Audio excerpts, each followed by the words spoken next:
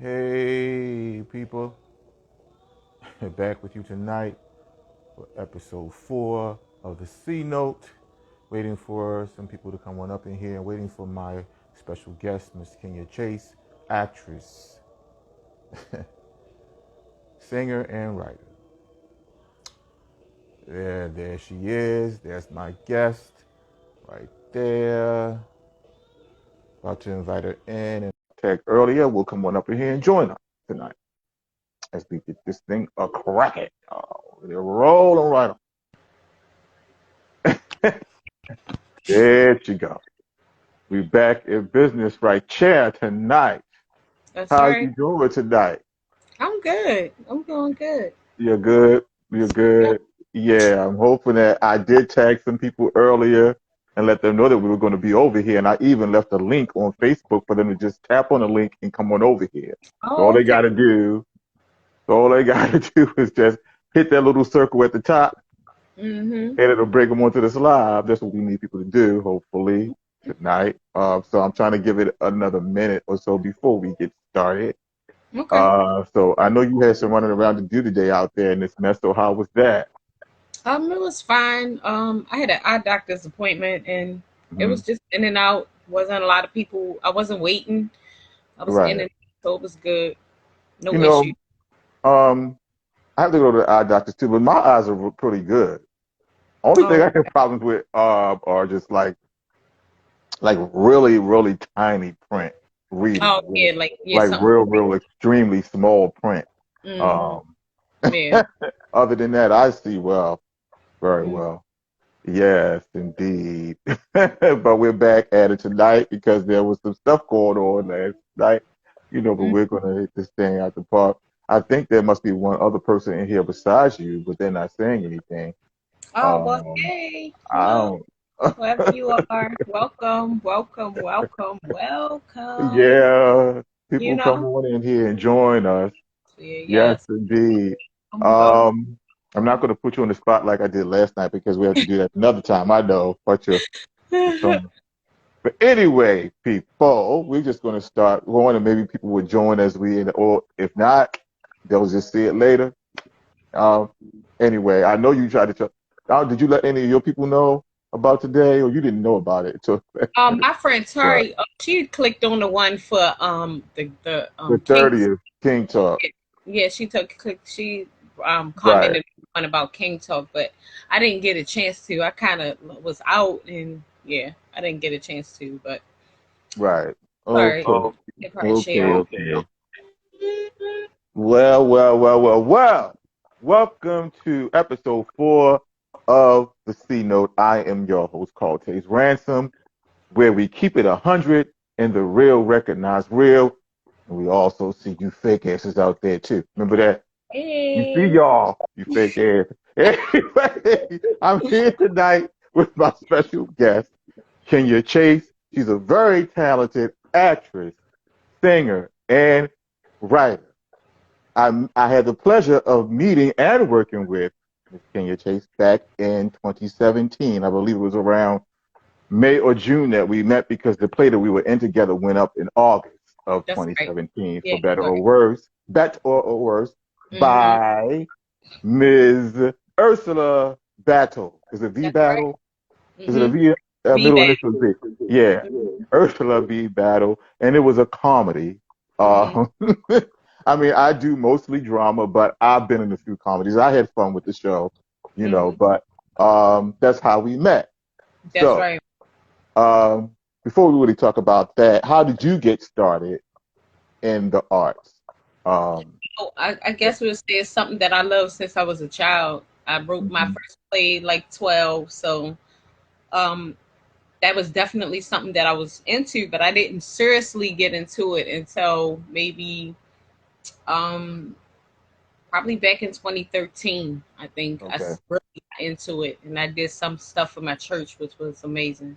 So yeah. Okay. So you started off into writing first. That was your Yeah. first interest, rather than on the Well, I performing guess side. I would say singing would be the first connection to the Okay. arts. I was started out singing around 6, and I wrote my first song around 6. So yeah, Oh, singing look was like at you. Look at you.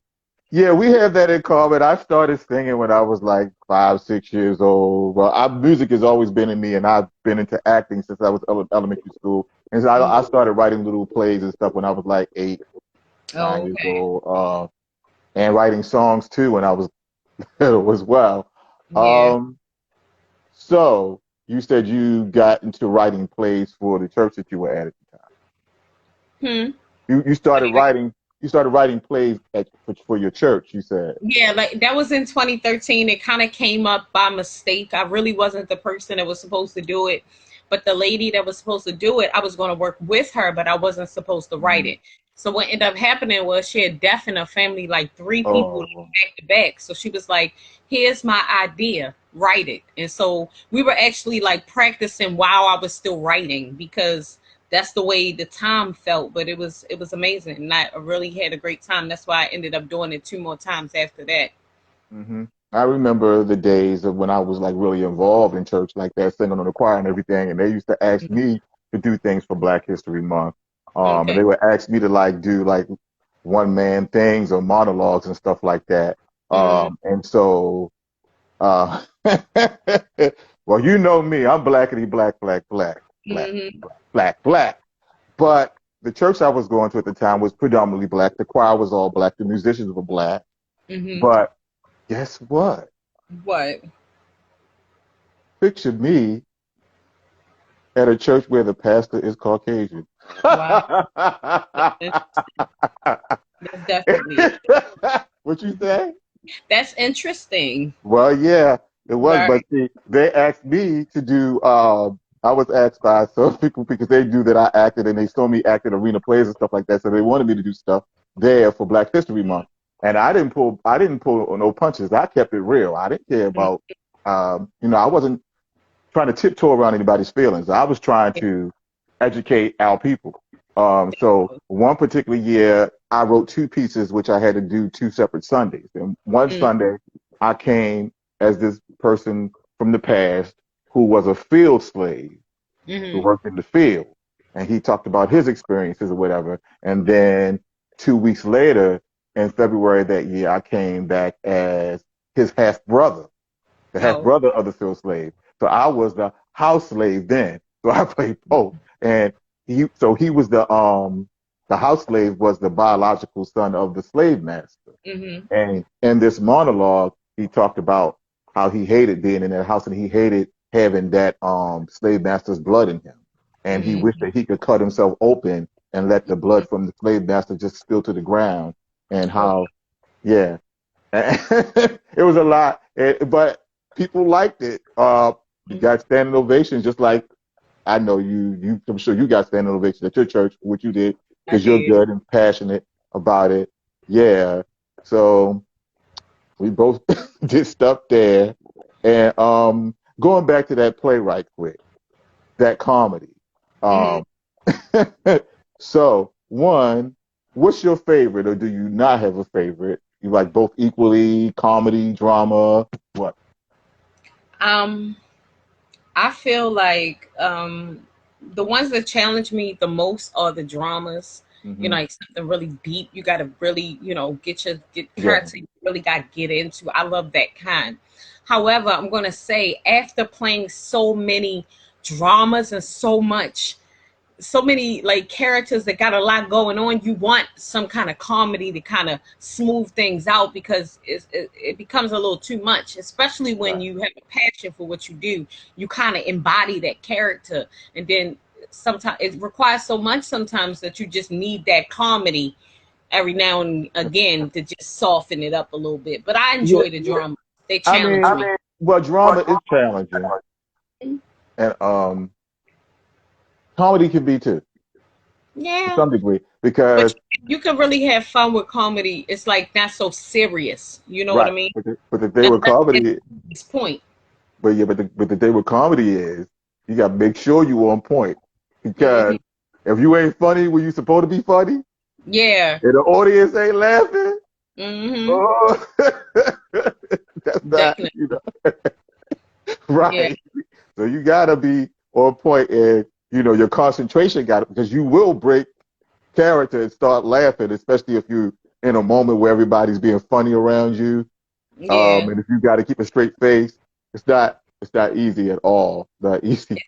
It's not. But when you lock into your character, you like, no, I'm not budging. You stay in that thing all day until the play over. You come Right. home I had well, your character. what y'all crazy asses, if for better for worse, excuse me for cussing, but for better for worse, y'all were all being crazy and silly around me. Well, maybe that you were a little calmer in your character, I just was but whispering funny stuff to you while we was in the back. You know what I mean? right. But see, I had to be all upset and Yeah. stuff. And I had tears rolling down my face because I just found out the man that I grew up thinking was my father was not my father. The one who Mm, I grew up loving as my father was not my father. yeah. Find out my mother was lying to me. And Mm, so I'm here, sitting in here in tears, rolling down my face, and everybody running around, doing all this crazy stuff, falling out on the floor, whatever they were doing, and I got to keep a straight face. But yeah. I stayed in this zone. And yeah, you were trying to make me break concentration. That's what you was trying to do. You was trying to make me laugh. I was like, no, I'm staying in this moment. I think the funniest thing was that big dumb ring. Remember that ring? How big that ring was? That was so Oh yeah, yeah. great. I I was like, had so much damn. fun. I never got to see that video though. Did you ever get to see that video? Yeah, I seen it. Yep, it was good. Uh, I never I never got to It was see it. the part I think is my favorite is when we're on both different opposite ends of the stage, and then Right. you yell up and say something, and I say something. We just go back. That part was really funny. Oh, the one where they You had see, filmed that's my that all the basketball, all the yeah, you football were up with the teams. football team. Right. I remember that. That was funny. I had fun with Oh, those lines. that's when we say the wedding's off. You know? That was I loved it. That was hilarious. I have got It to was see that so video. fun. Every time we had to do that, it was so fun because I had made up in my mind that Teresa was ditzy, but she was just sweet and silly. So I Right. just, it was just Yeah. so fun. It was fun to I do. know. And Clayton was kind of straight laced, so to speak. Mhm. But anyway, I had a few funny moments with Clayton. Yeah. Yeah. Yeah. Um, so with this acting thing, you remember hearing about a controversy that came out a few months back with the actor on The Shy? Barton was his name. Barton. Barton. I think that Oh was his yeah, first name. yeah, I heard of him. Where there was this controversy claiming that he had already been on the show for 2 years. And after Mm, being on the show for 2 years, they wanted to introduce a new storyline, where they yeah. wanted to put his character in a love interest, in a love situation with a Hmm. transsexual. So it came out that he quit the show because of that. And so Yeah. some people were upset because they were trying, to bash him and say that he got issues with that. And, first of all, he never disrespected anyone, right?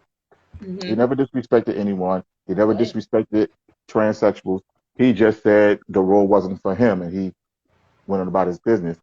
So I don't feel anybody should be crucifying him for that. Um, but I made a post about that, and someone came through on the post, and they made this statement.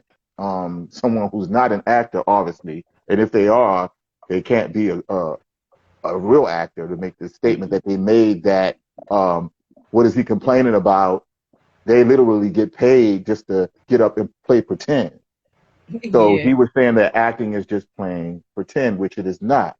If you're a real actor, there's so much more to that, doing research and so forth, and Hmm. getting into the mindset of the characters. So what do you think about that whole thing, this whole notion that acting is just playing pretend?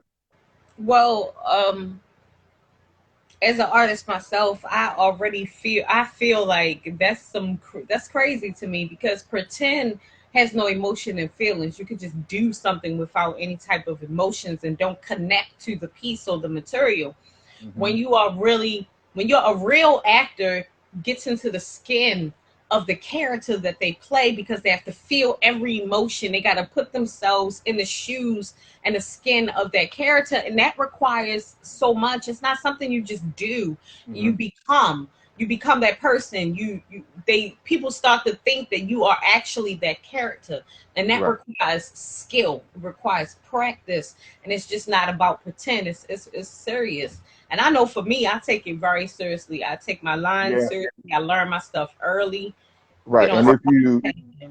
right, and if you're doing it right, depending on the role and what Mm-hmm. you have to do, it can really get to you Yeah, emotionally.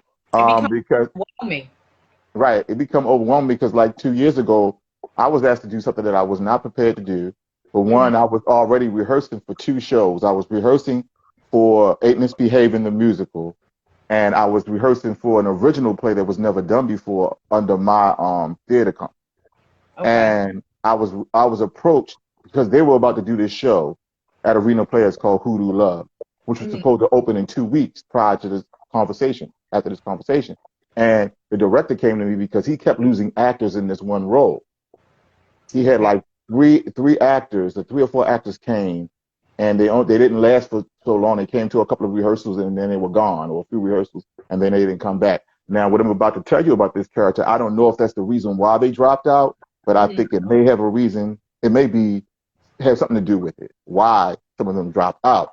Now, he asked me would I do the role, but of course I said I couldn't do it because the same weekend that his show opened, I had a show myself that weekend. But my show only ran for one weekend, but his show was running for 4 weekends. So he Okay. said to me, if I find somebody and then are up to par, even though you can't open this show, would you finish it out? I'm like, Mm-hmm. yeah, I'll help y'all out. So I went on upstairs to rehearsal for Misbehaving, and they came up there, well, see us before you leave.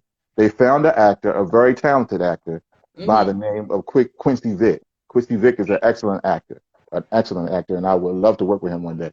So if you listen, Quincy, hey, anyway, so they said to me, well, we found someone, but there's one date that he can't do because the Okay. show ran for 4 weekends. So there's one of the days in the second weekend that he can't do, and they basically stuck a script in my hand and asked me to do this. And so I'm like, yeah, I'll do it. They didn't really tell me much about the character. They told me that the character was in his 30s and he was a wannabe preacher and that he had some problems. They didn't tell me what kind of issues he had. Yeah. Okay, so I didn't look at the script right away. I waited a little bit because I had so much going on already. And Mm-hmm. they hit me up to do this because they know I can learn a role fast if I have to. Yeah. Like I said, it was 2 weeks before. But anyway, I only had one rehearsal with the cast, but I started looking at this script. I discovered that he didn't just have problems. He had some demented stuff going on Oh, okay. where he commits a rape. Oh, wow. And not only does he commit rape, that's bad enough by itself to rape Mm-hmm. anybody, but he rapes his own sister. Oh, okay. Yeah. That's And a serious. so, yeah, so I was like to the director, why didn't you tell me this? And he kind of laughed it off. I figured I'd let you discover that on your own. I'm like to myself, no, you didn't tell me that because you figured I would turn it down. Mm-hmm. Now, it was very emotional for me, troubling for me emotionally and mentally to play this role because I had went through some stuff growing up, um, being touched inappropriately and all that kind of stuff, molested. Mm-hmm. So uh, it wasn't easy for me to play this role, but because I gave my word and they didn't have really time to find anybody else, Mm-hmm. I did it. And I couldn't, and because I was playing this character, Jib, I couldn't just look at him as some demented, sick person. Because I was becoming him, I had to humanize him in my own brain. Exactly. So, and get in his mindset. And you don't see the father in the story, right? But he's mentioned in the dialogue. And so it comes out that the father, who was a preacher, and my character looked up to his father and wanted to be a preacher like him, his father was raping his own daughter. Oh, wow. So my character saw his father doing that. The character that I played saw his father doing that sick, twisted Mm-hmm. stuff. And so even though he knew it wasn't right, he learned that from his Mm-hmm. father. So that was my reasoning of how I kind of humanized him and was able to play him. And I went there as an actor and I stayed in the character because it was a simulated rape scene that happened on stage. And thank Mm-hmm. God took place at intermission, right? And it went into intermission. So I had like 15 minutes to get myself together because when I came off stage from doing that, because I was really in the mindset of this character, I was in tears when I came off stage from Yeah, doing that. I can Uh, understand that. so it was really heavy. So this whole notion that it's just pretending is not true. And then people will also say that if any real actor will accept any role that they're offered, that. I don't believe that either. You should have the right as an artist to choose what is for you. Everything is not Hmm. for you. Some Exactly. some roles will speak to you and say, yeah, you need to do this, and some roles you could pass up because you Right. don't have to take everything that's offered. Everything that's offered is just not for you. So Right. we Because have I that go ahead. we have that right as artists to choose what we want, and people getting upset with the guy from the shy. That's his choice. As an Hmm. artist, he has that right to choose what he wants to represent him as an artist because those Hmm. things attached to you. Whatever you play, Right. the stigma, whatever it is about it, will be attached to you, and you Hmm. just be leery about what you attach yourself to. Right. Because I'm not going to play just anything. But you hear some actors say you will accept anything that's offered. No, I won't either. No, you know, I have. Necessary to do that. Right. It's not at all. Um, so what are some of your hopes and goals as an actress and a singer and a writer and so? Well, as a singer, I don't really sing as much anymore. I must say I'm more so on want to be on the writing side So of what the singing. happened to that passion for singing that you It said you didn't. started off with that Well, passion? I mean, I always have that love for music and that passion, but it seems like when I started acting, like doing community theater some years back, I think it was 2016 when I started doing community theater. It didn't take away my love for singing. It Hmm. just shifted acting into the forefront. Right. And so that became like more of a passion for me because one thing about it is I do it to the best of my ability because I put so much into it.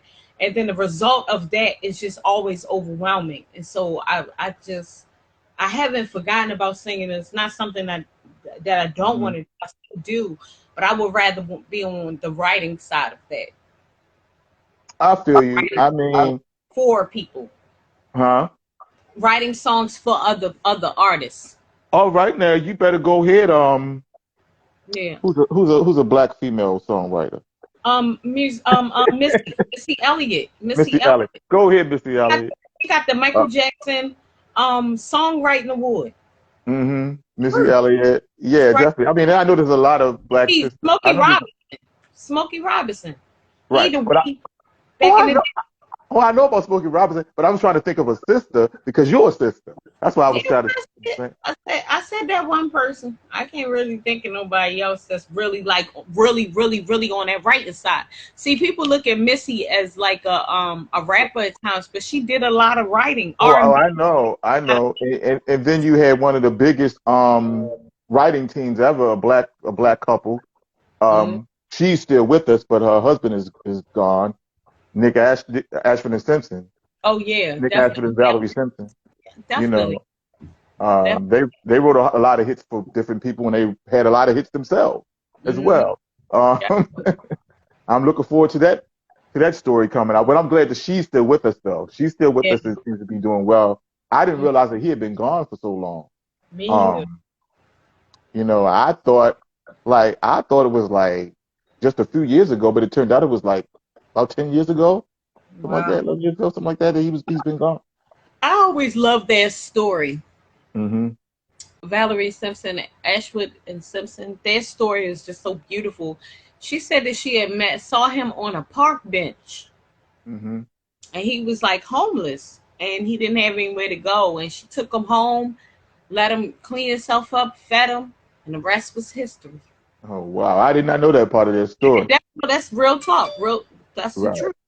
So for That's me, I'm going to ask you something since we're talking about that, and I said I would love to see their story on screen. mm-hmm, For me, if I was going to play some legend story who happens to be in the arts, I mm-hmm. would love to play Marvin Gaye, Oh yeah. and a couple other people because I love his music. So, is there? um someone who you would love to portray, like do their life story? I would say somebody that I love as an artist. I would just have to say, it's I keep it old school. I would have to say, dang, I just lost her. I had it in my mind, and then I just lost her. Dang, I gotta think. Well, it'll come back to you probably when you when we talk about Anita something. Baker. Anita Baker. I love Oh, Anita Baker. oh, oh, you can say like that. Oh Oh, no, the thing about Anita is what she does is she does a lot of amazing things with her voice. oh, I And know. her Yeah. voice is really deep. And that's and I identify with her because I'm the person that always want to sing man songs because I can go Right. doctors say, girl, you got a good bottom voice because I got a Hmm. good low voice. I can go down there and don't it doesn't sound rough and manly. It still Also, also sounds, you know, you could do Phyllis too. Phyllis Hyman. Yeah, Yeah, cause I could she's do a little deep. Phyllis Hyman. I used to love her, and I love Regina Bell, like people with those Hmm. sultry, Lisa Yeah. Fit, those sultry voices. You Hmm. know, I love that. So those Yeah. are a lot of the people that I listened to growing up, Right. and still today. And what is her name? Rochelle Farrell. My Oh, woo! That sister's she's a beast. and she does Yes. amazing things What with her she does vocal for her, cords. yeah, she plays it like a instrument, like a music. What She does well all these they different tell things. us they always say that you're supposed to use your voice as like an instrument because when people play the guitar, that's their instrument. Our Right. voice is And your our voice is an instrument. Exactly. supposed to be able to like take like challenge it and take it different places and all of that. That's what Hmm. it does. It's amazing. Yeah. I know as a singer myself, you definitely got to keep it exercised Yeah, you because do. when you don't use it, you lose something that's From it. Yeah. something that's like 99.9% Yeah. It's of true. what strong singing is. You know what I'm talking about? Yeah, definitely. What am I talking about? What in your voice, what you lose, that bravado? What you talking That about? too. Yeah, that too. But breath control. Oh yeah, that's Because really important. yeah, because if it, look, breath control will affect your tone.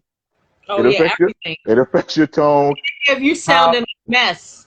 how well you can sustain a note and all that. And when Yeah. you go a long period of time without singing, you lose that breath control. Because when I was singing on a regular basis every day in church all the time and on the choir and singing almost every day, my breath control was on point. But then when I left and I stopped singing, and I would go months at a time without singing a note, Yeah. months at a time without singing a note. And then when I got cast in a musical, I noticed the difference of how I lost a lot of my breath control. And actually, right now, I'm working on building it back up to where it was Hmm. because I noticed that my breath control was not what it used to be, where it was one point when I used to sing on a regular basis. Yeah. And so if your breath control is not on point, Yeah. it, That's it'll mess you everything. up. That is Right. everything.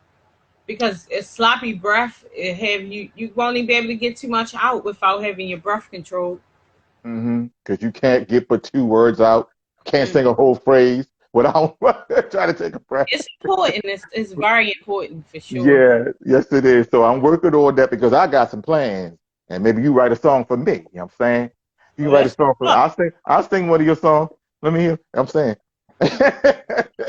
I ain't playing either. I'm for real. I'm serious. I'm serious. I actually speaking of song and writing it for people, my girlfriend Shay, she got married back in 2010.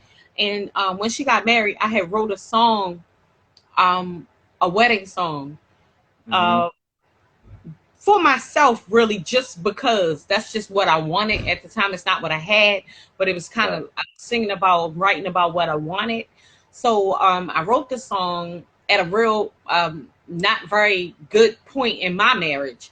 And I wrote it for her to get married. And I sang it as she walked down the aisle. And people were asking me, where that song come from? Where did it come from? And I was like, it's a song I wrote.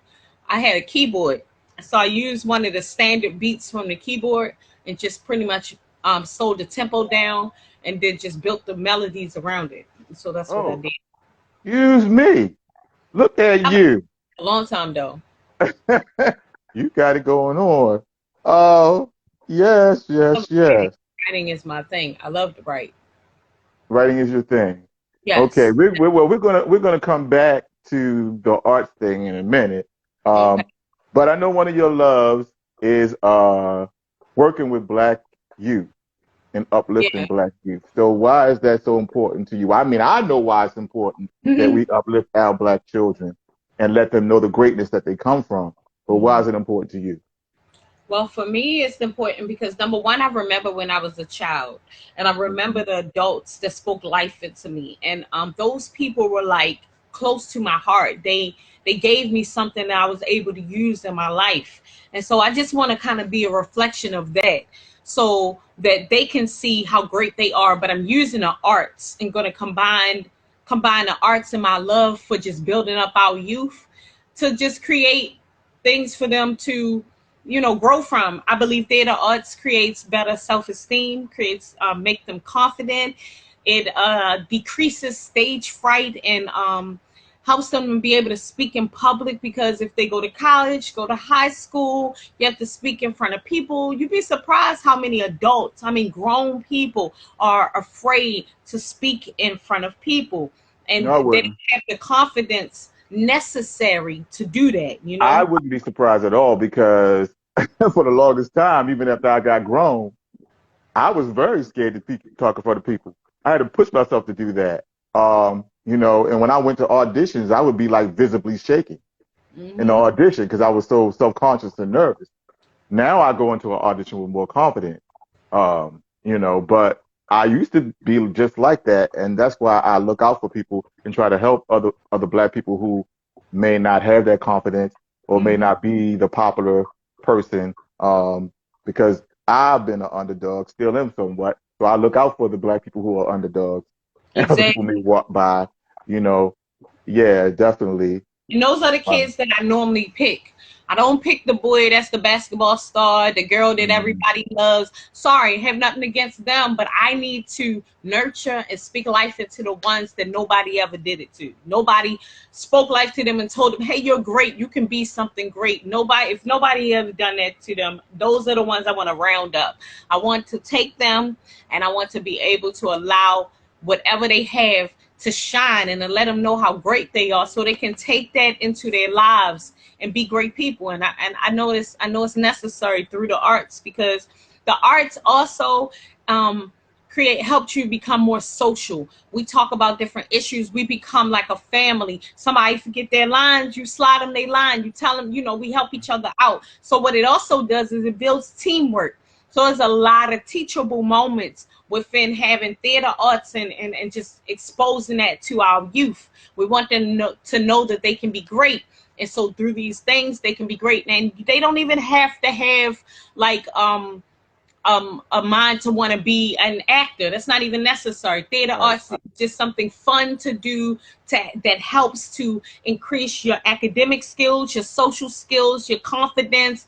It just makes you a well-rounded person. And so that's why Right. I love to offer that to the youth. And I've been a drama teacher. I've taught theater arts, and I've been the head of the drama ministry and all of that. So I always take time to speak life into our youth. It's like I call them my babies, and they everywhere, all over the city. Right.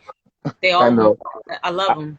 I know what a powerful tool the arts are to affect change, and so that's why I focus on using the arts to enlighten and heal and empower the black community and to inspire black on black love because that's what we owe our ancestors.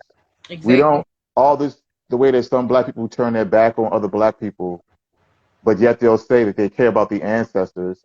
And a lot of times they only bring up the ancestors in conjunction with voting. Hmm. If you know what I mean. The only time some of our people bring up the ancestors is when they want to badger other black people into voting in this racist system. Other Hmm. than that, they don't ever bring up honoring the ancestors. And they want to forget the ancestors. They want to forget what happened to appease this society. Yeah. Um, but I'm about the ancestors all the time. And the best way that we can honor the ancestors is by loving and respecting one another as black people and Yeah. uplifting the black community. That's what we need to do. Hmm. And we both know that being a performer and everything takes a lot out of you. Under Does. normal circumstances, when you don't have anything else going on, when you're in perfect health and so forth, and you don't have any type of hindrance going on. Well, I myself, I have something that's considered a disability, which is not visible to the naked eye. And of course, people, when you say you have a disability that's not visible, because most people, when you say disability, they think of something that they can see, somebody Mhm. who's walking with a limp or Physical. something like that, something physical. But I suffered a severe brain injury as a child. And since I've been an adult, I had a CAT scan and an MRI and all that done, and they told me that half my brain was damaged and I wouldn't be able to do this and do that. But of course, I didn't let it stop me. And it does affect me in some ways. It Mhm. affects my nerves sometimes. I have anxiety from that sometimes and some other things, but I don't let that stuff stop me. Now, I know that you deal with something that Tony Braxton deals with, a very well known singer who I love, is Tony Braxton. Wish we could get on here with us, but Tony Braxton. Um, but you're dealing with lupus, which Mhm. is an autoimmune disease, right? If it's the Yeah, disease, autoimmune illness. and it attacks Yes. your body Mhm. because the cells, your normal cells, can't tell the foreign cells from one another, Exactly. Yep, the antibodies. and it zaps your energy a lot. You have severe fatigue and um, pains in your muscles and stuff like that, right? Muscles. Yep. So And then how normally people have an overlap of arthritis as well, so that's in the joint. okay, and so how do you deal with having the challenges of having lupus and being a performer and having to deal with long rehearsals and stuff like that? And Well, for me, rehearsal and theater arts is it's like my therapy, it's like my medicine. So I'll probably go to rehearsal when I don't feel good because I'll go and forget that I don't feel good. I get so indulged into the atmosphere, the stage, the lights, the hmm chairs, the props. Once I get into all of that, I've completely lost track of the fact that I didn't feel good because it brightens my day, gives me so much peace and so much joy. So I enjoy doing it. So it is kind of difficult. I'm not going to say it's not difficult because it is. It's a little difficult at times. Sometimes the scene can be so overwhelming that I'm sick after and I'm throwing up behind stage. oh Nobody knows wow, this, but yeah, that's just happening. And I got to go and got to try to get my body to where it needs to be, water and all. Got to calm down. I got to breathe. Got to just get myself back to a stable point. But that's just what happens. People wouldn't have a clue because I just deal with it, but I enjoy it. I really love being on stage. I love being a part of the story and helping tell a story the best way I know how.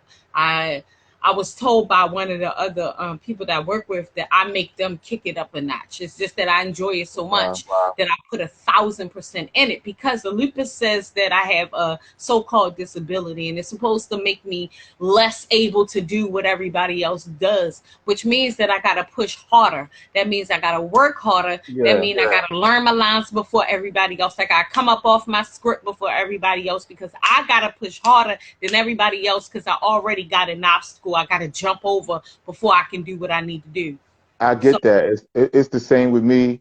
The same with me and my brain injury, because I'm told that I'm not supposed to be able to do this either, or be able to do much of anything, and so I have to push myself. But people don't respect that, and they don't get that. Um, you know, um, sometimes I get tired of people, but it's what it is because they're just so judgmental and they have no idea what it feels like people are to be in your insensitive. shoes. Right. People are sensitive, and sometimes they really need a glimpse of the other side so they cannot be so judgmental. Because once you see it and feel it and deal with it yourself, you have a totally different perspective. hmm Totally. They wouldn't be able to walk in those shoes at all. But But it would teach them a lesson about to be a little more sensitive to things you are not aware of. right, I totally agree. And I also sometimes it's not like that, but I've also dealt with depression. Now, Yeah, people me. think that depression is just sitting around sad all the time, Nope. but that's not what it is because sometimes those feelings come from nowhere. Like Yeah. one of the performances of Ain't Misbehaving in 2018. I was fine until 5 minutes before the show was supposed to start. Then all of a sudden, this feeling came over me, like, oh my God, I don't want to be here right now. And I felt horrible about myself. And the Hmm. whole time I was on stage performing, I was inside my head, like I Yeah. was having an out of body experience. And Hmm. the whole time I was singing and dancing on stage, I was telling myself, "You sound horrible right now." That's what I was saying to myself. I was Yeah. telling myself I didn't sound good. I was horrible the whole time. And after the show, I told the director what was going on. He said, "What are you talking about?" Yeah. I I That's how thought they you mu- know it's your own. That's your own stuff. Something right. that you had of yourself, because that's not what was being portrayed. Right, because he said that was like one of your better performances tonight. You were really good tonight. You were good before, but you know, so it's not easy, but it is what it is. You are an amazing sister for Oh, everything that you do, and how you care about the community and care about Black children and everything you got to deal with, and you still get up and you do all these great things. I'm rooting for you and everything. And as far as your writing is concerned, I hmm. know you mentioned writing plays and all that, which I've done that too. And I also am a screenwriter as well and director and all that. And I'm not going to plug my film right now, but that's one awards and things. But anyway, but do you have any goals with being a screenwriter and so forth?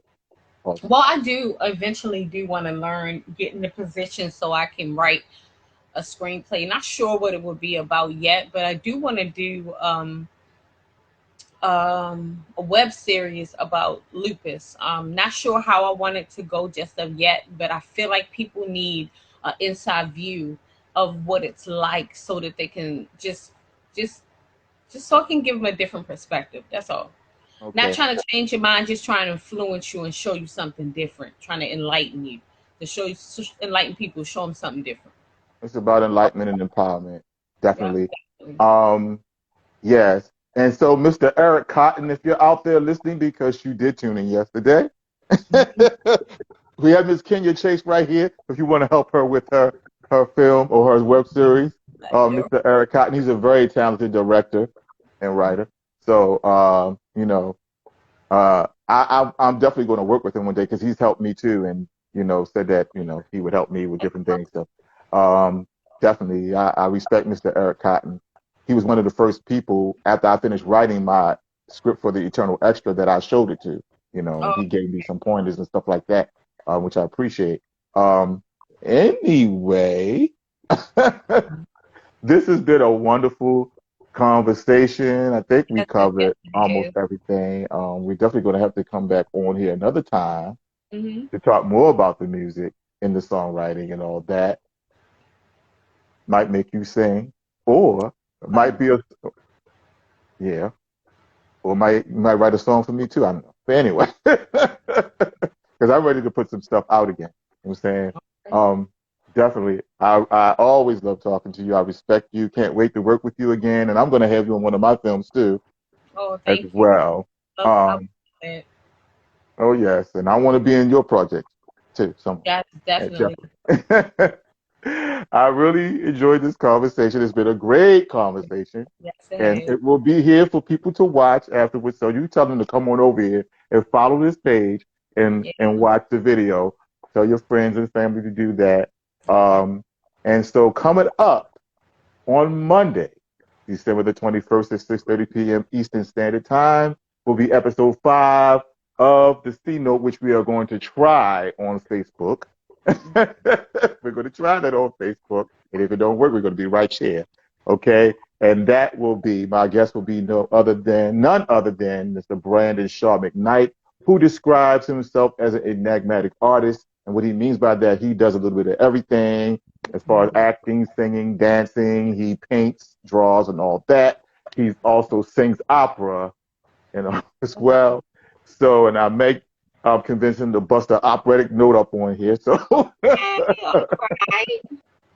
so that will be this coming Monday, December the 21st, 6:30 p.m. Eastern Standard Time.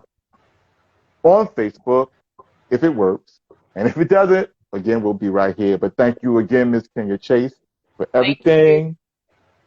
And we'll be talking soon. And you enjoy your evening. I You love you, my sister. love you too. Bless you now. Bye-bye. Bye. Bye. Bye. Bye.